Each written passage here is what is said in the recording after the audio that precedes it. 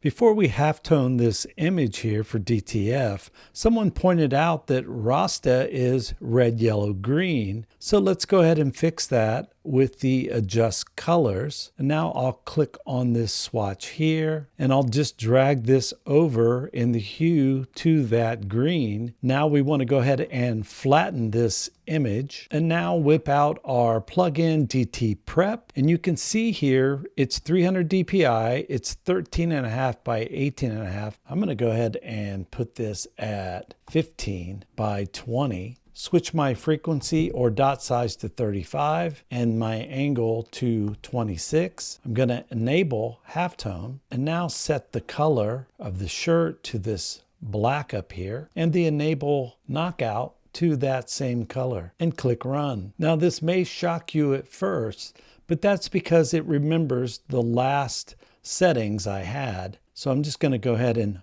pull this down some, and we're looking at the difference between the original and the shirt, and we can also look at the alpha, which really reveals where all this halftoning is going on. Now if you click and highlight, we can just use the up arrow keys to start bringing up the knockout of that black color, and I'll just keep inching this up because I want this halftone to be there around these edges, but just not to a great degree. So as you see, I'm just hitting the up arrow, and now we can go back and look at the original and now the shirt, and then once again the alpha. Now if I want to preserve some of this right here, this is where I'm going to adjust the gray point and the white point. And with this post cleanup set to high, that's going to get rid of those tiny little dots that wouldn't work anyway for DTF because they're too small to hold the white underbase. And here we go. This is going to be my output.